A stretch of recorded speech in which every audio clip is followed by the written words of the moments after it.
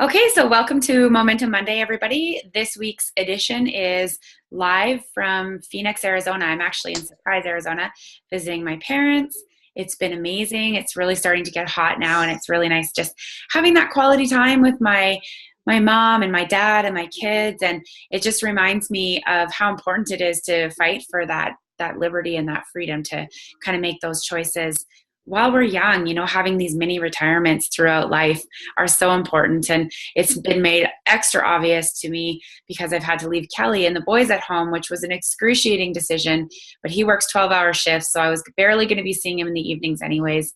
And I had an opportunity to be down here for a week with my family. And because of the way this business works and the fact that I can do it anywhere, and I can just make last minute decisions to go and do what will fill our gypsy souls. So that's been really always every winter when I jump away, or every summer when I make last minute decisions to do whatever it is that we want to do.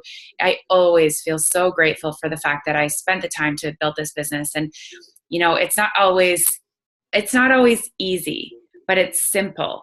And our marketing plan, it works. And, people before me would speak on the stage and talk about the freedom that they had. And I would think to myself, if they could do it, then why couldn't I do it?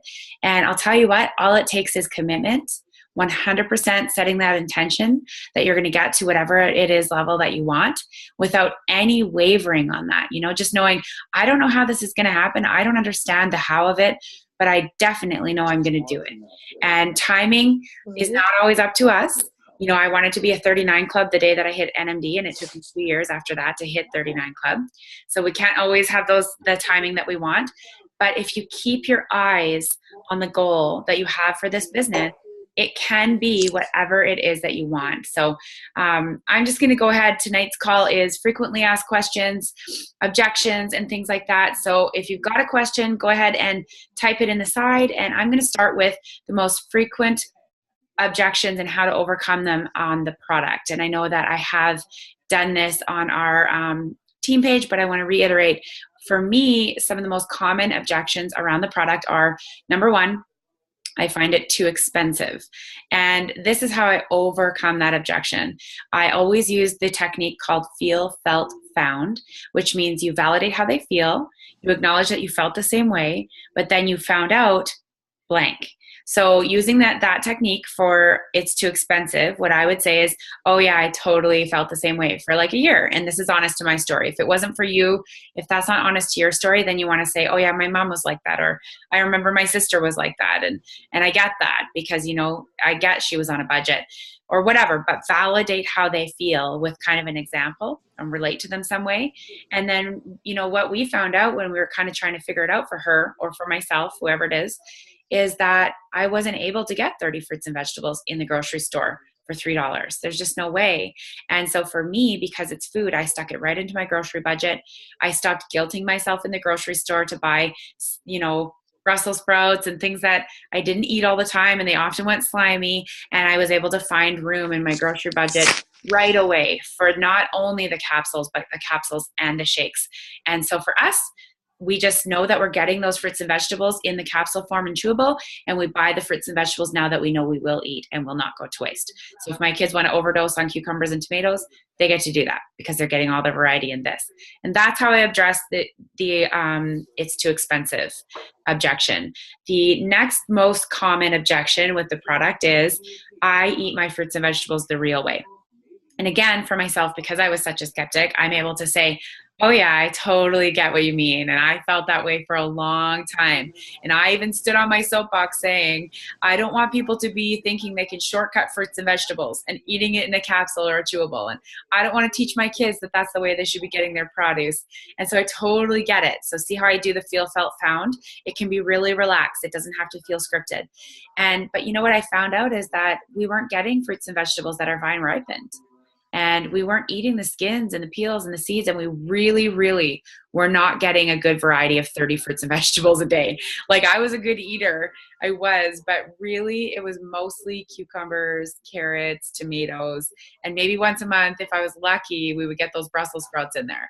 So that's what I do, is get real with them, get vulnerable with them, but first validate how they're feeling. That's the most important thing you're going to want to do when you take away any objection.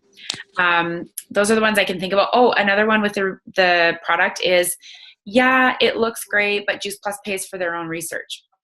Okay, this is one of my, I love it. If anyone ever dares to go toe to toe with me on the research, I'm a science teacher by trade. I have a science degree. I love our research. And one of my favorite things, and you never want to make somebody feel that you're condescending to them. They have a real legitimate concern. They truly believe what they're saying. And if you ever sound arrogant, you've lost it. That's it. And not only lost them, but they may talk about you and the product badly to others. So you want to make sure you're always validating.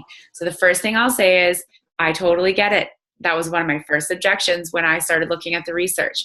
But then I realized, who else is going to pay for Juice Plus research? You know, who pays for pharmaceutical research?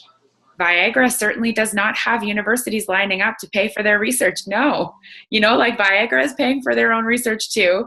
And I always like that one because it makes people laugh. And, but you know what? I feel proud to be aligned with a company that's willing to invest in it. They don't have to. Nobody's asking them to. And at this point, we have 40 published clinical research studies. We don't need to do anymore. And yet we're still researching this product. The research has been ongoing for almost 20 years now.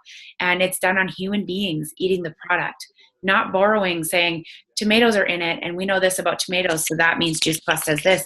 We don't borrow any research. Our research is all original. It's double blind, which means the researcher doesn't know who's taking it, nor do the customers that are taking it know who's actually on the product or the placebo. Okay, so it's like that double blind is huge. It's worth its weight in gold. And it's also, like I said, placebo tested, which is huge. So we know that it's not just a, placebo effect or anything like that. And it's published in peer-reviewed journals, which means we can't buy that. We can buy the question. This is what I always say to people. We pay for the question, but we can't control the answer. So even when we get that question over to Yale University or the MD Cancer Institute, they now have control over that question. And sometimes the research comes out and we're like, oh shit, you know what? It didn't do much in that research study. And we publish it anyway. And some of our studies are kind of mediocre, but we publish them anyways because this is peer-reviewed research. So that's what I love about our research. And anybody who knows a lot about research, you can talk to them that way. Sometimes they'll say, well, they're very short studies and they're done with a small base of participants. And the reason for that is we are not a drug that can potentially kill somebody. This is food. It's like salad. So we don't need to do long running tests to make sure that there's no fatalities. And we don't need to have a huge group for this standardized testing because it's just fruits and vegetables. And we're just checking to see if it's, showing up in the blood. Is it bioavailable? Are we actually using it? What's it doing with the immune system? Like, we don't need to have these big, huge, giant tests because those are done simply to show people that you won't die if you take that pharmaceutical. Well, this is fruits and vegetables. So that's my going toe-to-toe on the research. And I'm going to start answering some of the questions on the side. How did you find a DMO that works for you and your busy family when each day is so different? I find days with kids at home the hardest. Oh my gosh. Well, first of all, honor where you're at. My kids were 2 and 4 when I built NMD. And although I had to make a lot of sacrifices in terms of saying, staying home, building my business or getting a babysitter and going out and doing events and that kind of thing, I also had to sacrifice my business a lot. There were times I desperately wanted to work, but I needed to take my kids to the park and they needed to run off some steam. So you have to just really honor where you're at, because oftentimes if you're fighting what you need to do with your kids, you're going to be less productive and waste a lot of time trying to work your business. So I always, if the kids went down for a nap, as any mom on the line will know, oh my God, I've got an hour and a half of free time. What does a mom want to do first? Quickly try to get some cleaning done, right? I always forced myself. No cleaning, no cooking, no anything except for business. 15 minutes of solid, scary activity, and then I can do whatever it is that I need to do, whether that's numbing out with Facebook, watching a Netflix show, or getting to the housework. So really doing the high-paying, scary activity in those 5, 10, 15-minute breaks that you do have is important. Getting up a little earlier in the morning might be where you find it, or doing it after the kids go to bed and right when they go to bed, instead of getting lost in TV land or phone land. So that's what I would recommend for a DMO. The other thing is trade childcare with a friend. oftentimes I would say, hey, like, do you want to do a play date today? And I'll take all the kids tomorrow. And then I would have an hour and a half or 2 hours to just work my business. The other thing I would do, I would take my kids to the McDonald's playground, buy a thing of French fries, hook up to the Wi-Fi, and just work like a son of a gun. And the kids would just play like crazy on the jungle gym that was in there. And I would get a good hour and a half done of work. So that's a little bit on a DMO. And I agree, having kids at home, you think you're going to get all this work done, and it's really challenging. So honor yourself, give yourself grace, and ask for support. It was my mom that said, Michelle, you really should look at maybe doing a day or two of childcare per week. And I was so set on this thing that I couldn't do that because I was staying home with my kids for the very reason I was doing this business, was to stay home with them. And she said, yes, and that's great. And for the most part, you are home with them. But you have to remember that you're not doing anybody any service if you're only doing half-assed at everything, right? And she didn't word it that way because she's my mom and she's much more eloquent than that. And I realized that's true. Like, I wasn't happy with myself as a business owner. I wasn't happy with myself as a mom. I wasn't happy with my housekeeping abilities. So I had to really get real with myself and be like, okay, these 2 days, the kids are in daycare, I'm going to work. And then when they're home, I'm just going to be the best mom ever. And we would go uptown and go for shopping days to the dollar store and do really cool stuff on the days I was with them. Okay, the next question. What if somebody agreed to come to an online event, agrees to give feedback, and then either always hasn't had a chance to look at it yet, or, even if they did commit to the dates, or doesn't reply at all? Okay, so this is a great question. I follow up maybe 2 or 3 times and just be like, I always try to say it in a way that calls it out, like, let's talk about the pink elephant in the room. So basically I'll say like, hey, I really don't want to be the awkward person that keeps messaging you, and this is really uncomfortable for me, but I just want to try to get this task done. And I'm trying to be more professional with my business. And so I know you agreed to give feedback. I don't want to bug you, at a later date. So did you want to go to this Facebook party? It still is up. I can tag you in the first video. And if it doesn't work for you right now, I can consider you for a later date. And I really do appreciate your time and feedback. And usually they'll come back and be like, oh my God, I read this when I was in the grocery store, or, I've put you off like 4 times. I'm so sorry, Kate. Now I'm going right now to look at it. Or I'm going as soon as the kids go to bed tonight. And then I'll be like, oh my God, no worries. LOL. Thank you. I really appreciate your time. If there's ever anything I can do for you, you ever need me in any way, you just let me know, because I appreciate this favor. And at what point do you stop? I would say probably by the 3rd time. If they're not responding, then I stop. Sometimes I'll go to invite a person to an event and I'll be like typing the message, and how it shows your previous messages. I'll realize, oh my God, 2 years ago I invited them to an event and they never got back to me, even though I messaged them 3 or 4 times. And then when I messaged them that day, they end up coming to something. So I stop for a while and then circle back eventually. In the beginning, who was your person that you looked up to in the business in the early days? Oh my gosh. Okay. I had lots of mentors in the business. Wendy Campbell, she's a nurse. She makes $1 million per year or more. I'm sure it's way higher than that now. She is an incredible inspiration to me. She was one of my big game changers. Carrie and Mickey Daigle, huge game changers for me. There was a girl called Nicole Fletcher, and she was in this place where she could barely keep, like, they were so broke. They didn't know how they were going to afford formula. I think her husband had lost her job. I can't remember the situation. Her electricity company had just called her and said, if you don't pay this by the end of tomorrow, we'll cut off your power. And she got to QNMD in 10 months. And back then that was really fast because nobody was doing it that fast. And I just remember thinking, oh, if she can do it, I can do it. And she ended up doing that and just totally saving her family. And I just really looked up to her story. And I've since been able to connect to her about it and just been like, wow, like, that's so powerful. So I had a ton of mentors in the beginning. Catherine Lee is a huge mentor of mine, incredible giver, huge heart. Jill, she used to be Jill Sell, but Jill Herman, huge mentor of mine. Courtney O'Donnell. I mean, there's just too many to count. I was the girl at conference when like a legend was in the room. I would like line up.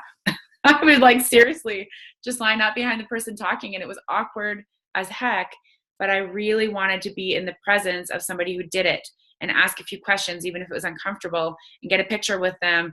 And it just kind of kept solidifying that goal of, I'm going to be that one day. So I love that question. Thank you, Crystal. How do you weed out the negative people in your life without seeming like a cow and start bringing it to people who are like-minded in your life, or bringing people. So I like the silent boundaries, Brittany. What I do with people who are really negative is I set a silent boundary. So say, for example, I'm at a gathering and so who's always negative starts getting negative. I get up and go mix a drink or go get a glass of water, or, oh, I have to go to the washroom. And then I either come back and visit a different conversation, or I come back and I change the topic right away. So it's called a silent boundary. Their subconscious notices immediately that you don't resonate in that environment or vibe anymore, and they will start meeting you here, or you guys will stop hanging out as often. It will just be a natural progression. That's what I do. And then as far as drawing in the people who are like-minded, I use vision boards, and I write down a list of people that I want on my team. And it's hilarious. Like, Carrie Karen was one of those girls on my list, and I hadn't even gotten to her yet, but she was on my list because, she's a go-getter. She had a photography business. She's a pharmaceutical rep. She's a young mom. She's just go, go, go. And I knew she would be amazing at this business. And as you guys know, she is amazing. But because she was on my list, I really feel like I drew her in. And her mom nagged at her until she forced Carrie to message me. And I sat down with her and I showed her the business opportunity, and she jumped on it. And she's been an incredible leg on my business, as you know, Carrie or Brittany, because you are under your sister. So that's what I do, is I just attract it. I just put the universe on it. That the universe, when you use it right, is like a pit bull. How did you get over the fear of bringing Juice Plus up to people? A fear of being judged, or that they will think differently of you after you bring it up? To be honest, I wish I could tell you, Joanna, that goes away. It never goes away. To be honest, I still fear it. But what I've realized now is when I'm worrying, I'm here. So I'm in my head and I'm thinking about myself, and I have to really drop down into my heart and be like, Michelle, this isn't about you. This is about them knowing about Juice Plus. And the second you shift your focus from you to others, the energy in the room changes. The vibration of your voice changes. Everything about that conversation changes, and your confidence just increases. You're still a little worried, but I feel like you're more intuitive and more guided and grounded in your conversation. So it comes out in a more heart-centered way as well. How do you introduce Juice Plus without an event coming up? I tend to rely on events, which is tough. Yeah, events are awesome. They're the lifeblood of our business, but we don't want to have to wait for them. If you look on our Team Synergy Inspires page, there's a training called How to Do an Event. And I would just go watch that. Basically, that's what I do, even if I'm chatting with somebody one-on-one. And if you watch the video, it will say whether you've got an in-home event going on, or whether you're sitting beside somebody at the swimming pool, at swimming lessons for your kids. You use the same format. If you're in a one-on-one conversation, you won't be able to script it and just spit it all out because they haven't given you permission to do a 20-minute presentation. However, you want to hit what it is quickly, what it did for you very quickly, the 3 reasons it's so powerful. You probably want to hit in there what you originally thought about it when somebody shared it with you, whether you were skeptical or you got it right away, and maybe 1 or 2 other stories. And people love it. And for me, my story is pretty mild, but I've got a girlfriend that's had incredible results with her autoimmune disease. And, I also have a friend who's been able to get off her anti-anxieties. So it's just this great nutritional foundation for people. And then I go back and be like, what do you do? And just trust that I've gotten enough information out. So you'll spit out a little bit of information, and then you'll pause and let them talk, and then you'll go back and circle back and spit out a little information and pause. So basically you're doing an event in a conversation. So it takes a little while to get good at it, to make sure you're not blah, blah, blah, puking information on them. But over time, it becomes a little bit easier. Go watch that video on Team Synergy Inspires. Michael, how do you deal with somebody who says they haven't noticed any positive effects in the first 4 months and want to cancel? Cancellations are really difficult to bring back. Once somebody's decided, it's usually financial reasons. What I will always say is, I totally get it if you're ready to be done. One thing I always like to say is you can't feel prevention. Oftentimes it takes a little longer than the first 4 months to feel energy. And also it takes a lot of consistency. So if you were kind of up and down with taking it, probably you didn't notice anything in the first 4 months. That being said, I totally get it. If you want to cancel, I'll cancel right away. If anything changes, you know where to find me. right? I'm here. I totally will get you started. It will take me 3 or 4 days to get you all fired up again, and we'll go from there. But if you want to let that go, then I totally get it. So basically, that's the best way you can be when somebody has made their mind up. But it doesn't hurt to be like, can I ask, like, was there any consistency issues? Like, just in the interest of me trying to learn from this. So, because usually people do notice energy or mood or bowels in those first 4 months at the very least. However, that being said, you can't feel prevention. Lauren says, tell us about your self-talk and routine when you're going for a huge goal. Okay. My self-talk is just like, it's so sure. I'm just like, okay, this is getting done. I don't know about the timing, but I'm going for the end of the month, and come hell or high water, I'm going to give everything I have to this goal. And every day I wake up, I visualize, like, so basically how the law of attraction works is thinking the thought. So thinking about getting QNMD or NMD or 100 Club, whatever it is, that's the electricity for the goal. But feeling that feeling, like really feeling what it would be like, is the magnet for the goal. You need both. So when I'm going for a big goal, I have it on my vision board on my wall. I have it on my vision board on my phone. So every time I check the time, it pops up. I talk about it to everybody. I tell my family. I tell Kelly. It's a well-known thing that everybody who's close to me knows what I'm working on right now. And then what I do during quiet times in the day, whether it's my morning, whether it's after the kids go to bed, but every single day, I close my eyes and I picture what it would be like when that month closes and I add it all up and it's there. For my 100 Club goal, I was far out. Like by the end of the month that I was supposed to hit it, like by the 25th, I only had 78 qualifiers that were finished. So we had to try to work with all of those other qualifiers. We had 22 people left to go, and some of them were only at 600 PVC. And so I was just like, well, I'm doing it. Like, this is done. And I had a whiteboard, and I just would sit down and I would picture what it would be like to walk on the stage as a 100 Club. I picked out the song. I played that song every single day, and I felt what it would feel like to walk up and be a 100 Club in the first 4 years of my business. And so it's so important to do that feeling. Right now, I'm trying to draw the lake house in. It's been my goal since I've started this business, and I've got it on my vision board for 2018. And so this is the year. And every day I sit down and I picture what it would be like to have my kids and Kelly beside me and be sliding the key in the door and opening the door and then just looking out at all that water through all the windows that face the lake. And that feeling of, oh my God, it happened, we did it. And I can get emotional because I feel it so real that the hair on my arm stands up.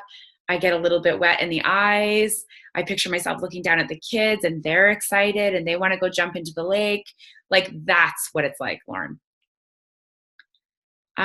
Katrina says, okay, she's just commenting on something I said. Jillian says, how do you approach people that completely ignore you after you talk to them about the product? Okay, this is so common. What I do with this kind of people is just like, hey, I'm just going to call the pink elephant out in the room. It doesn't matter to me whether you want to try Juice Plus or not, but I just want to get a yes or a no so that we can go back to our normal talking and normal friendship because, God knows we don't want to be awkward and be avoiding the topic. And they'll laugh and be like, you know what? Thank you. It's not a good time for me right now. I thought about it. Thank you for letting me know. Thanks for having the courage to bring it up. Or they'll be like, oh my God, no, I've actually been meaning to message you. I completely forgot. And honestly, I've been telling myself a million stories about why they're not bringing it up and feeling awkward around them. And they forgot that they were going to order and they get their credit card out. So just bring it up. Just say like, I just want to get a yes or no so we can put this to bed and just get back to our usual friendship. What do you tell yourself when a goal is so close you can taste it, but the little setbacks happen month after month? Oh God, I can totally relate to this for 39 Club. I know in the long run it makes your business stronger, but at this point it's a mental game. Oh my God, it's so mental. So Jessica, I feel like I answered your question with my last, that feeling, like that mother effing feeling of getting the goal. And I'm sorry, I wanted to Jensen Chero with you there for a minute because it's so important to get into that. I am a QNMD. I'm an NMD, but first I'm going to be a QNMD. and you sit there and feel what it would feel like when the post goes up on Stephen's page, when you're at conference and you walk across the stage.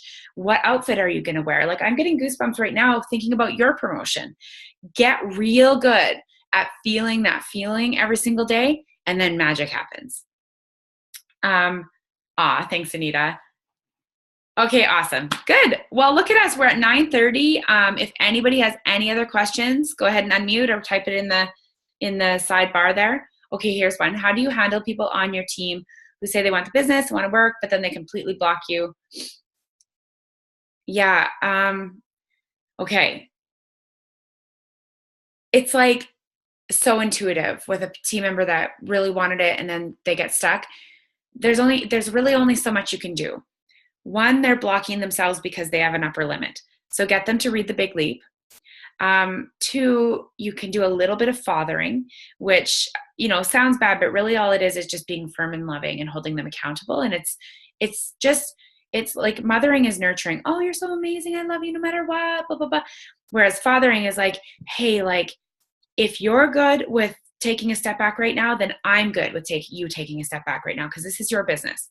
It's totally up to you. Like, I've got a lot of other stuff going on and I don't need your business, but I don't want to leave you behind. We made an agreement, pact together that your goal was this and I was going to help you with that. So I just want to be really clear. How are you feeling about you stepping back?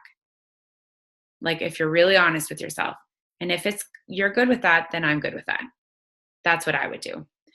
So I think with that, I'm going to let everybody tune out, and I'm going to stop the recording. Thank you, everybody, for listening, and thank you for all the amazing questions on the side, and happy Monday.